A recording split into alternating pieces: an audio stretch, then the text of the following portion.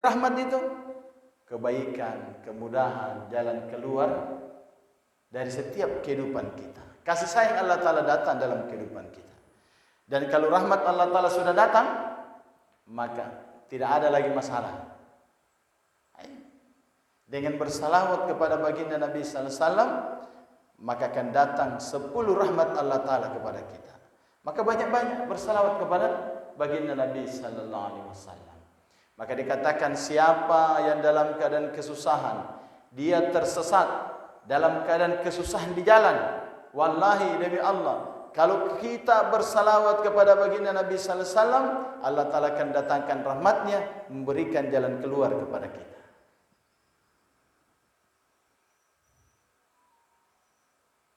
Maka saudara muliakan Allah Subhanahu wa taala, Allah Subhanahu wa taala mendatangkan kita di atas dunia ini, dan di atas dunia ini ada dua keadaan yang harus kita pahami. Bahwa dunia ini sebagai keperluan, dan kita diutus di atas dunia ini sebagai keperluan dunia kita ini. Tetapi kita diutus oleh Allah Ta'ala bukanlah untuk maksud dunia. Bukan untuk maksud dunia, tapi Allah Ta'ala mengutus kita untuk maksud akhirat.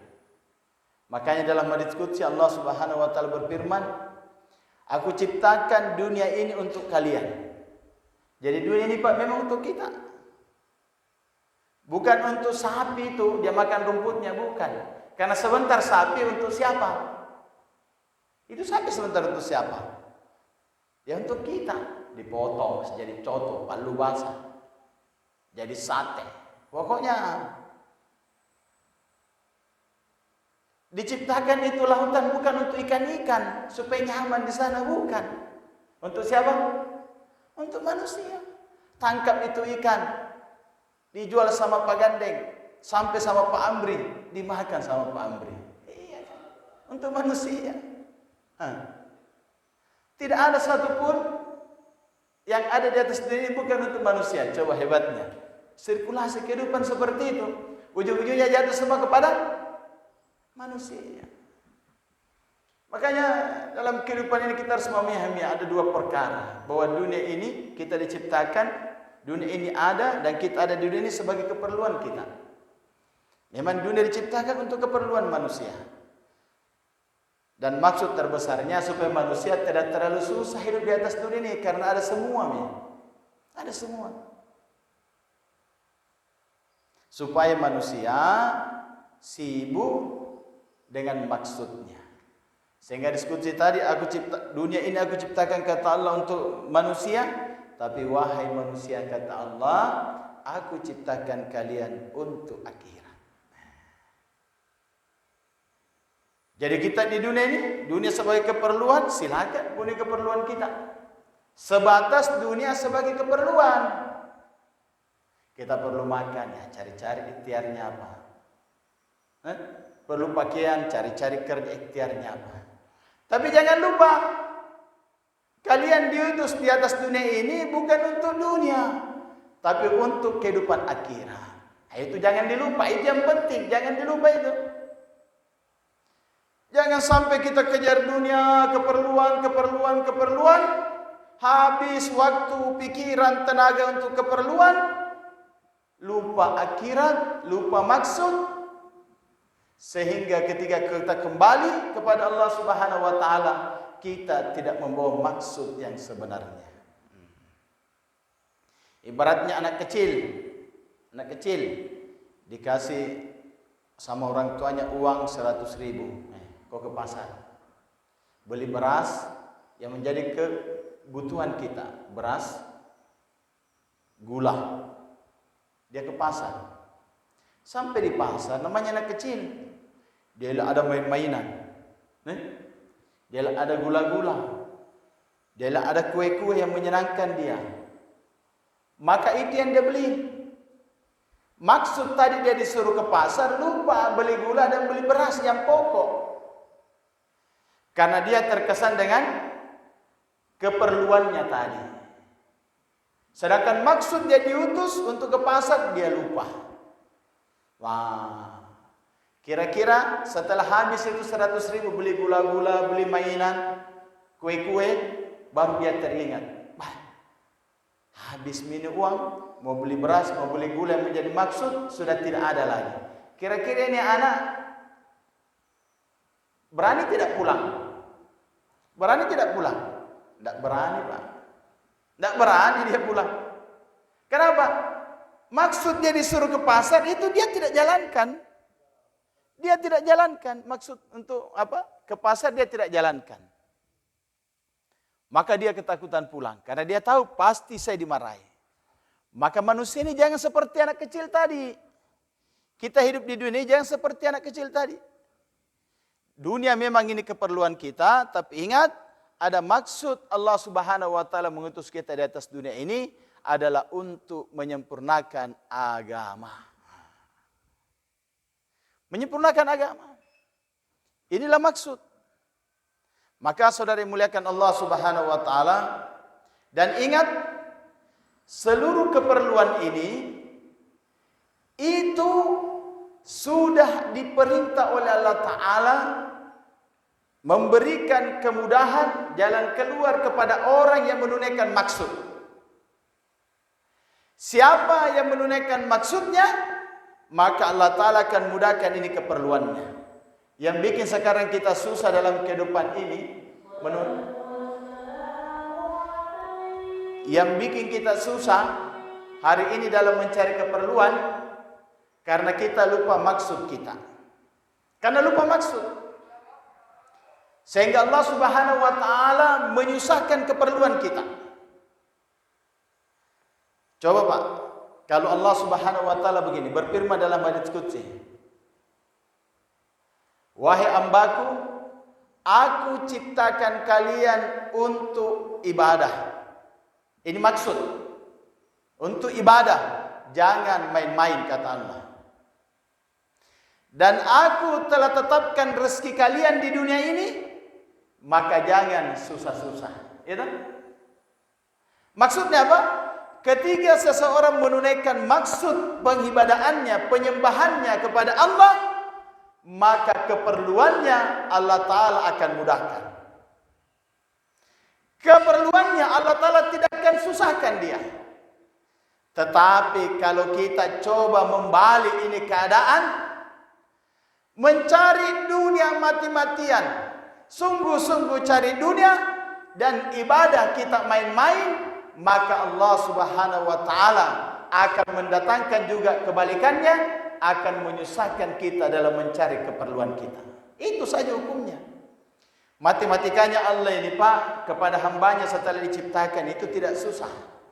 Sebagaimana matematikanya, perhitungannya manusia. Susah itu matematika kita. Ini tambah ini baru dapat ini. Kalau Allah itu tidak susah.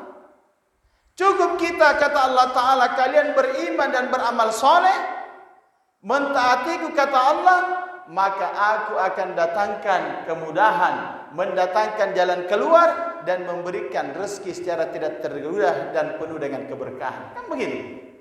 Apanya yang susah? Tidak. Matematikanya gampang sekali. Sehingga hukum yang Allah Ta'ala berikan rumus kepada dunia ini juga mudah. Wahai dunia, kata Allah setelah diciptakan ini dunia dengan beserta seluruh isinya.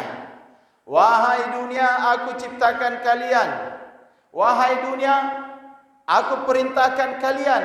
Layani orang-orang yang melayaniku, orang yang menyembahku, orang yang taat kepadaku, orang yang menjalankan perintahku. Layani mereka, kata Allah kepada ini dunia. Ini hukum. Ini hukum. Nah, kita harus tahu ini. Dan wahai dunia, persulit, perbudak, susahkan, gelisahkan orang-orang yang tidak taat dan melayaniku. Nah, coba. Lihat kehidupan ini. Kalau ada orang sudah dapat yang selama ini dia bekerja apa semua, masih gelisah hatinya. Masih gelisah hatinya. Berarti pasti dan pasti dia belum taat kepada Allah. Itu saja. Jadi gampang sekali hukum Allah, gampang sekali. Tidak susah. Tidak seperti matematikanya manusia. Tambah ini, kurang ini, bagi ini, baru dapat tindak. Maka saudara muliakan Allah Ta'ala, kita mau bawa diri kita, umur kita yang singkat ini, kepada ketaatan seperti itu. Apa?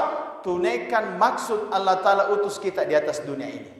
Karena kalau ini kita jalankan maksud yang kita utamakan, maka pasti keperluan dunia kita yang ada kita di atas dunia ini, Allah Subhanahu wa Ta'ala akan mudahkan, berikan jalan keluar, dan rezeki yang datang dengan penuh keberkahan. Kan nyaman.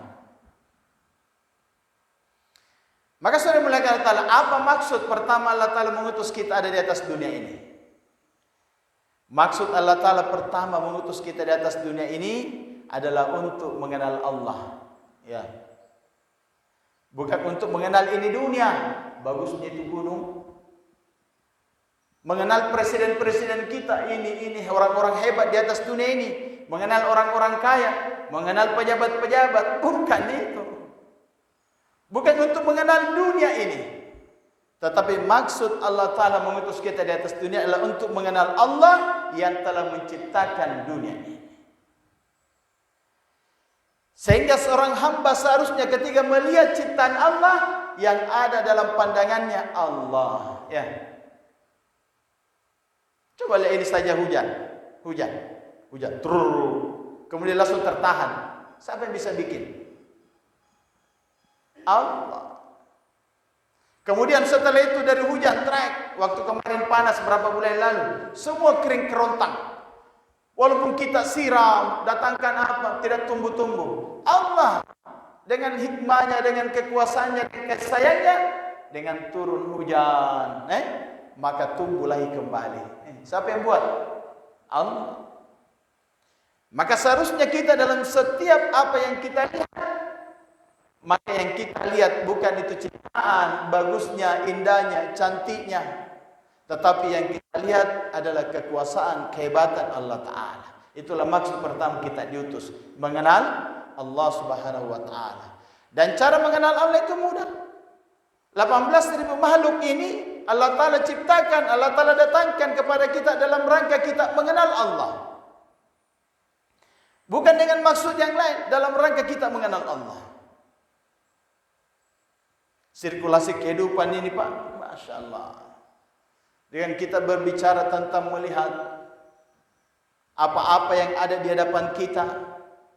Coba Pak, satu tanah, di tanah itu yang kita garap, tanam mangga, tumbuh mangga.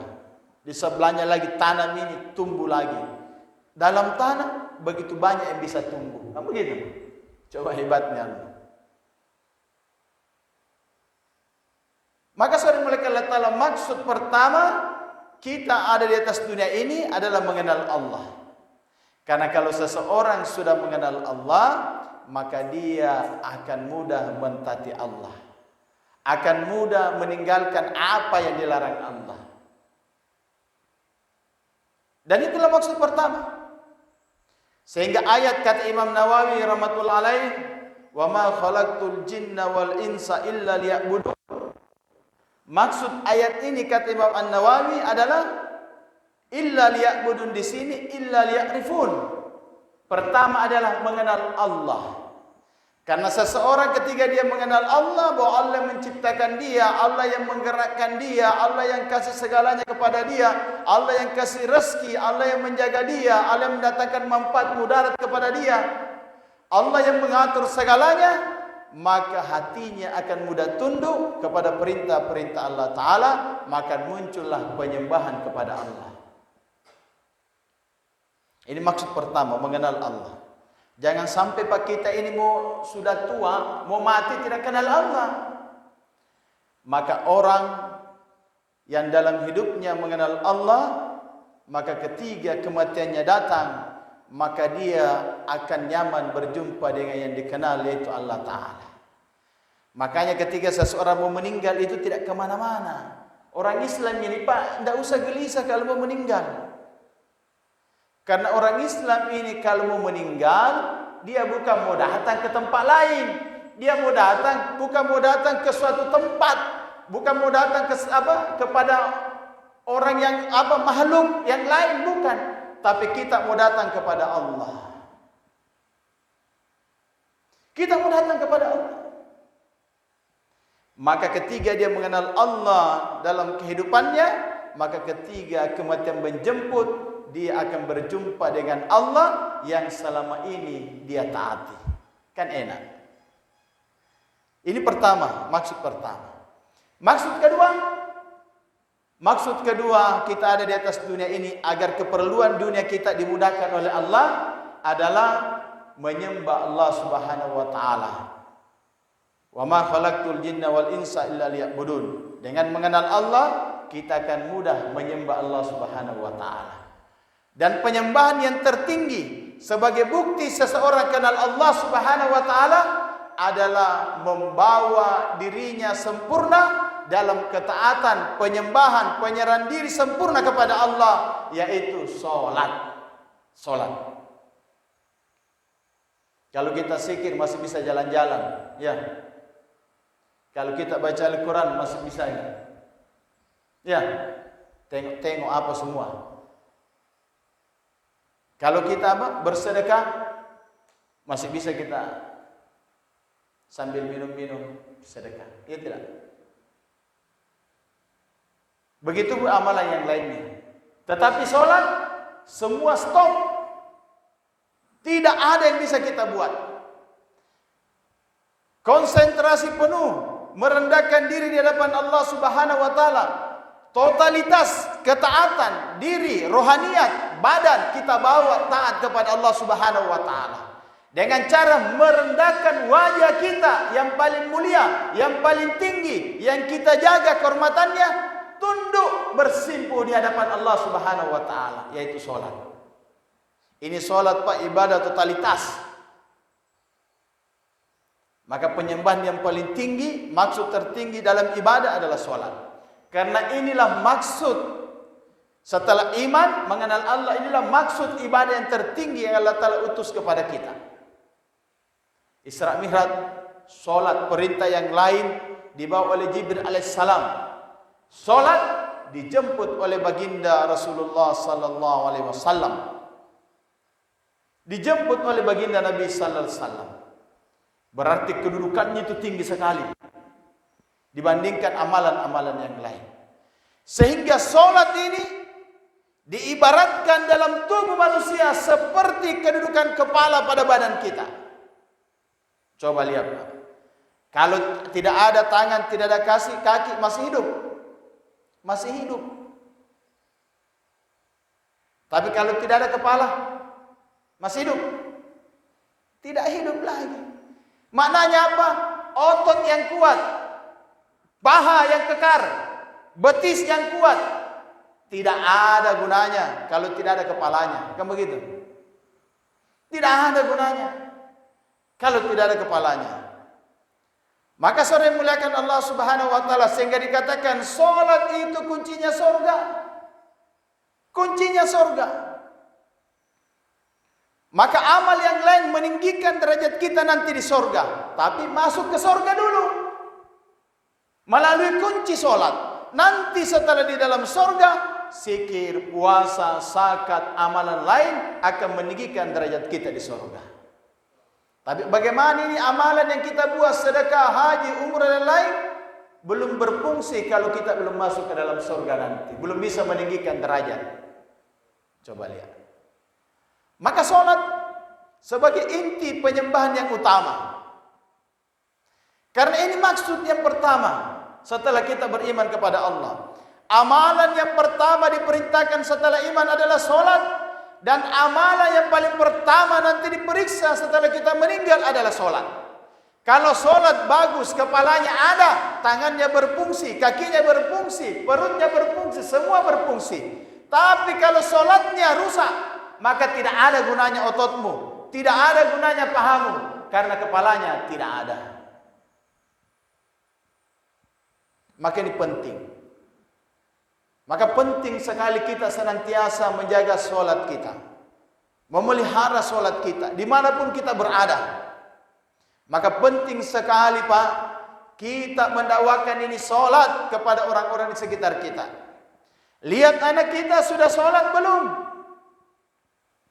Lihat istri kita sudah solat belum? Saudara kita, kasihan mereka kalau tidak solat. Satu orang yang tidak solat meninggalkan satu waktu solat, bukan 5 waktu. Dalam satu hari ada 5 waktu, satu waktu dia tinggalkan. Tertulis namanya di pintu neraka yang dia harus masuki. Satu kali kita meninggalkan solat, selain tertulis nama kita, maka kita akan disiksa di dalam neraka yang tertulis nama kita selama 1 Uhud. 1 itu 83 tahun. 1 tahun 83 tahun. 1 hari akhirat 100.000 berapa? 1000 tahun perhitungan kita di atas dunia ini. 100.000 tahun perhitungan kita di atas dunia ini. Jadi kalau 1 kali ditinggalkan berarti 27 miliar. Sekian miliar kita akan disiksa dalam neraka. 1 hari akhirat, 100.000 tahun dunia. Kalau itu dihitung, maka 1 kali orang meninggalkan solat wajib disiksa di neraka 27 miliar sekian tahun. Coba lihat. Ini bukan main-main Pak. Karena dia kewajiban yang utama. Kewajiban yang utama yang diperintahkan kepada kita. Maka tengok orang-orang di sekitar kita. Kasih sayang dengan mereka. Ajak mereka menjaga solat. Ajak mereka menjaga solat. Jangan sampai di dunia ini kita sama-sama, nanti di akhirat nanti kita berpisah. Dan berpisahnya kita karena dia tidak menjaga solatnya. Allahu Akbar. Kemudian saudara muliakan Allah Subhanahu wa taala, setelah kita menjaga solat kita ini, dan saudara muliakan Allah taala, solat adalah satu amal yang Allah taala perintahkan kepada kita untuk mampu menarik pertolongan Allah taala secara langsung. Ini solat. Makanya dia tinggi nilainya, tinggi pahalanya, tinggi sekali kegunaannya. Para sahabat dulu ketika turun perintah solat dibawa oleh baginda Nabi sallallahu alaihi wasallam, maka para sahabat katakan, "Ya Rasulullah, mulai hari ini seluruh persoalan kami akan diselesaikan dengan solat." Allah Ta'ala berfirman sendiri, "Wasta'inu bis-sabri was-shalah." Minta memang bagus. Pertolonganku kata Allah melalui amalan sabar dan solat. Jadi solat ini Pak, senjatanya orang-orang beriman. Senjatanya orang-orang beriman. Nabi Musa alaihissalam mampu membelah lautan, Laut Merah dengan tongkatnya. Sahabat Muaz bin Jabal mampu membelah gunung dengan solatnya. Coba lihat. Dengan solat. Para sahabat dengan pasukannya mampu berjalan di atas air dengan solatnya. Tidak dibelah itu lautan, tapi berjalan di atas air dengan solatnya. Dengan amalan solat. Karena kenapa? Allah Ta'ala sendiri minta memang pertolongan dengan sabar dan solat.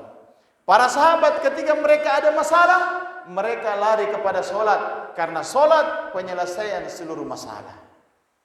Jadi kita ini mau belajar menjadikan solat penyelesaian daripada masalah-masalah umat ini.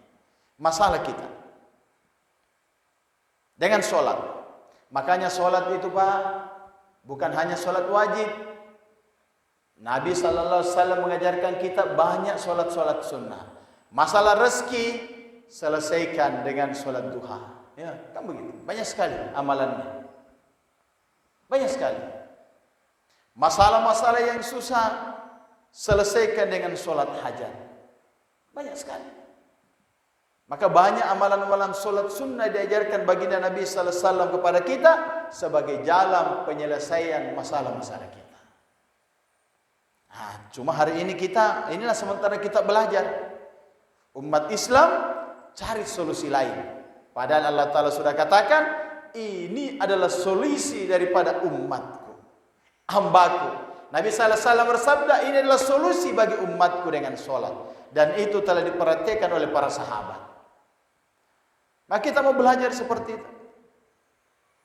Dan saudara dimuliakan Allah Subhanahu wa taala, kalau kita mau lihat keadaan, situasi itu baik, kenakalan berkurang, anak-anak kita tidak nakal, maka perintahkan mereka untuk sholat. Karena hasil sholat yang benar, maka akan mencegah seseorang dari perbuatan keji dan mungkar.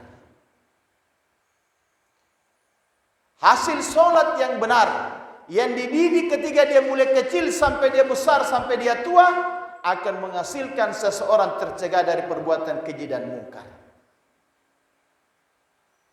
Ini janji Allah Subhanahu wa taala. Inna sholata tanha anil fahsai wal munkar. Sesungguhnya solat yang benar itu akan mencegah seseorang dari perbuatan keji dan mungkar. Makanya diperintahkan kepada kita, anakmu 7 tahun perintah dia solat, 9 tahun, 10 tahun cambuk memang kalau dia tidak solat. Karena ketika dia tidak solat kecil, pasti nakal ketika dia dewasa. Ketika remaja tidak solat, pasti dia nakal ketika dia dewasa. Ketika dewasa tidak solat, nanti tua dia tambah nakal. Ketika dia kerja, pasti dia maksiat dalam kerjanya. Ketika dia memegang jabatan, pasti hianat dalam jabatannya.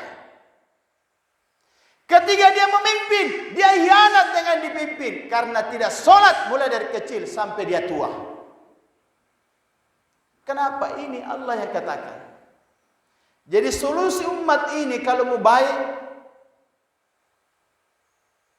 kita ceritakan ini solat. Kita edukasi orang untuk jaga solat. Maka akan terjadi keamanan, kebaikan, ketertiban dalam kehidupan umat ini. Sehingga di mana-mana kita akan lihat keadaan menjadi baik. Solat. Orang tidak bayar zakat karena tidak sholat. Orang tidak puasa karena dia meninggalkan sholat. Sehingga dikatakan bahwa siapa yang meninggalkan sholat, memudah-mudahkan meninggalkan sholat, mengentengkan sholat, tidak melaksanakan sholat, maka dia akan mudah meninggalkan amalan yang lainnya. Itu pasti. Kalau sholat dia tidak jaga, maka pasti dia akan mudah meninggalkan amalan lainnya. Kalau sholat dia tidak jaga, maka pasti dia tidak amanah. Dia tidak akan amanah. Dia tidak akan memimpin dengan baik. Dia akan mendidik anaknya tidak dengan baik. Karena sholat dia tinggalkan. Maka ini sholat penting sekali. Sekali lagi, sholat ini penting sekali. Maka ayo kita edukasi setiap orang di sekitar kita untuk jaga sholat.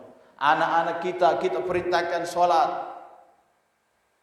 Kita ajar dia sholat. Maka saudara dimuliakan Allah Subhanahu wa taala, dan maksud berikutnya setelah kita perbaiki iman, perbaiki amal, kemudian daripada sholat kita terutama adalah maksudnya adalah untuk mengenal apa perintah-perintah Allah Ta'ala dalam kehidupan ini. Jangan sampai Pak kita ini tidak mengetahui mana perintah Allah, mana larangan Allah. Dalam kehidupan ini banyak orang seperti itu. Maka penting kita belajar ilmu. Dalam rangka apa? Untuk mengetahui ini perintah Allah, ini larangan Allah, ini yang dibolehkan, ini yang harus ditinggalkan. Bagaimana cara sholat yang benar supaya sholat kita diterima. Bagaimana cara haji yang benar supaya haji kita mabrur. Bagaimana cara puasa yang benar supaya puasa kita diterima. Ini penting. Karena sudah dimuliakan Allah Subhanahu wa taala, baginda Nabi sallallahu alaihi wasallam telah selesai menyampaikan ini amanah agama. Seluruh perintah-perintah Allah Ta'ala, sunnah-sunnah Nabi telah selesai. Maka wajib untuk kita mengetahui daripada ilmu-ilmu agama, perintah-perintah Allah dan perintah-perintah baginda Nabi Sallallahu Alaihi Wasallam. Dengan cara apa? Dengan cara kita belajar, datang kepada alim ulama untuk belajar ilmu-ilmu agama. Maka saudara yang dimuliakan Allah Subhanahu Wa Taala, maksud berikutnya apa Allah Ta'ala utus kita di atas dunia ini? Maksud yang berhubungan dengan manusia.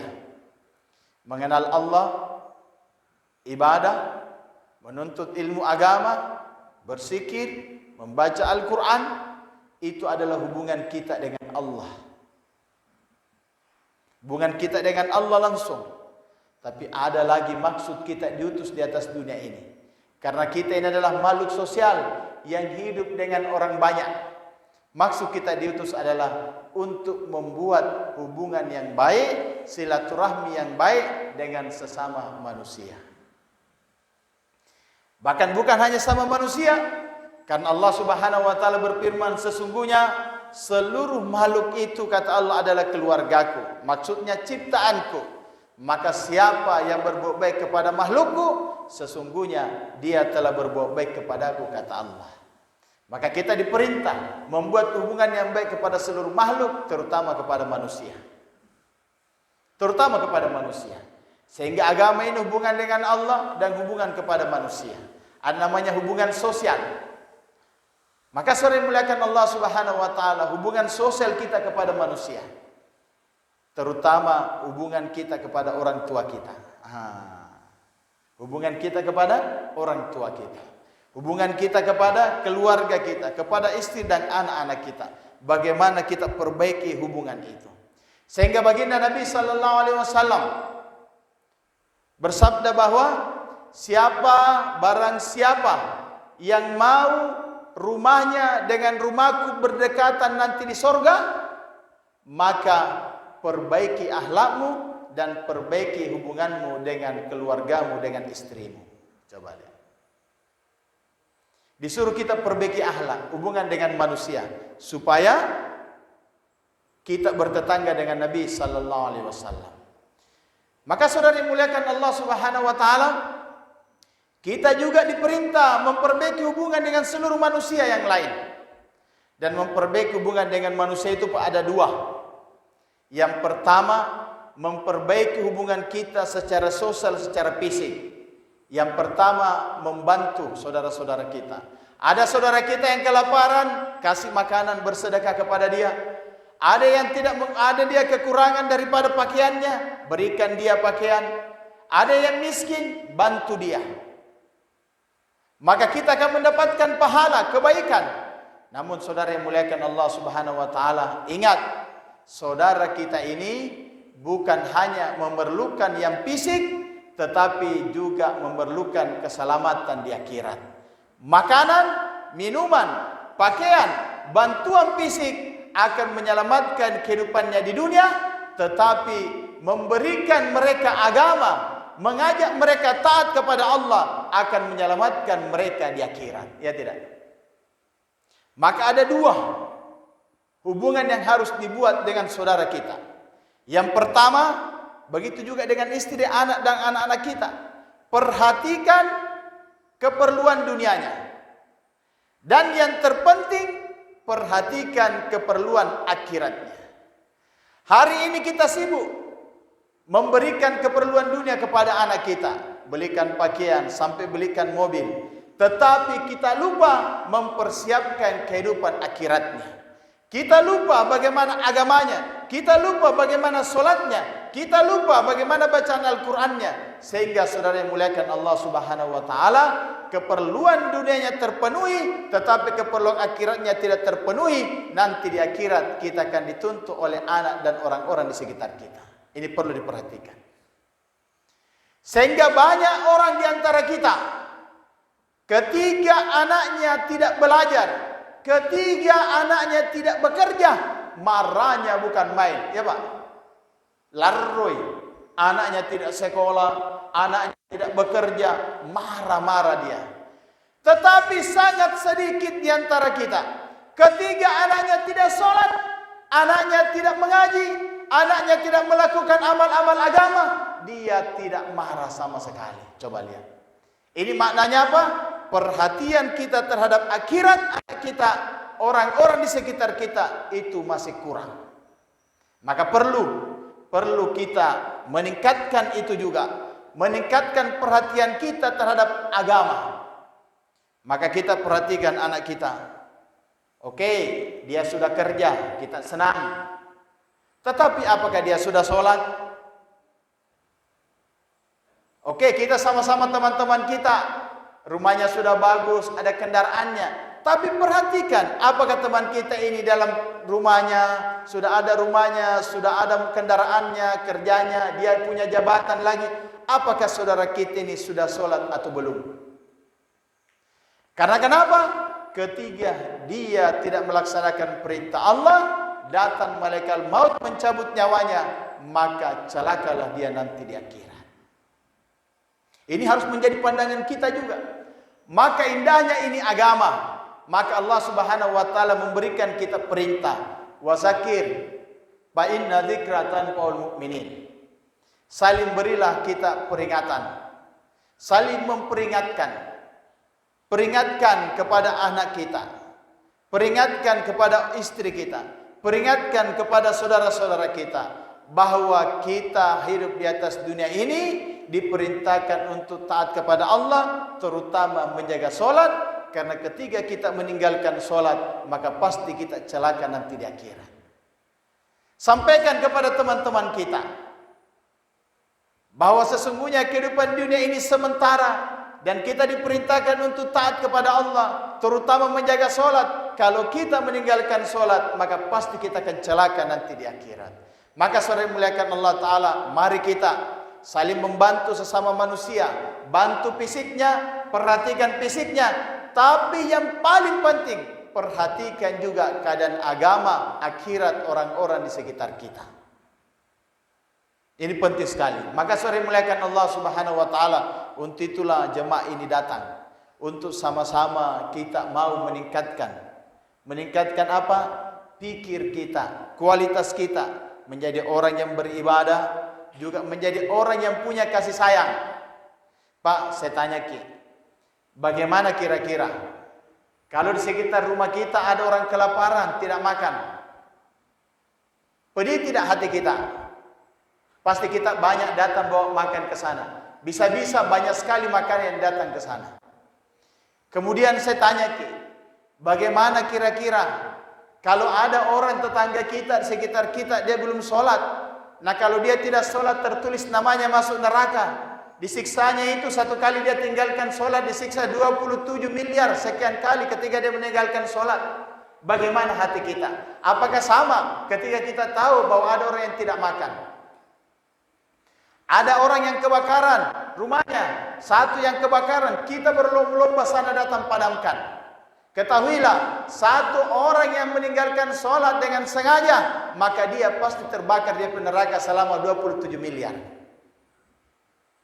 Bagaimana kalau ada di depan kita dua binatang, babi dan anjing yang najis. Buta itu babi dan anjing. Di depan itu ada lubang yang luas. Di dalam lubang itu ada api yang menyala. Dua binatang najis ini berjalan ke sana. Kita ada di situ dan melihat itu dua binatang itu menuju ke lubang itu. Apakah kita akan biarkan itu binatang itu masuk ke lubang? Apakah kita biarkan? Tidak pasti. Karena kita punya hati. Binatang pun kita tidak akan biarkan biar dia najis. Mungkin kita ambil karung, kita ambil bambu untuk menyelamatkan itu binatang. Pak, hadis Nabi menjelaskan sebagaimana tadi. Satu orang yang tidak sholat tertulis namanya. Disiksanya selama berapa? 27 miliar satu kali dia tidak sholat. Apakah kita akan biarkan saudara kita, anak kita, tetangga kita, sahabat kita yang hari-hari bersama kita hidup, makan minum dalam rumah, satu kandungan kita lahir, bertetangga puluhan tahun dengan kita tahu dia belum lagi menjaga salatnya, apakah kita biarkan dia berjalan menuju daripada lubang-lubang api neraka? Jangan. Kita jangan biarkan mereka. Kita harus buat usaha. Sebagaimana tadi kita menyelamatkan binatang yang najis tadi. Sedangkan orang yang kita mau selamatkan ini, dia adalah orang yang kita sayangi, tidak najis. Orang yang kita sayangi. Tiap hari sama tidur, tiap hari sama minum, kita belanjai.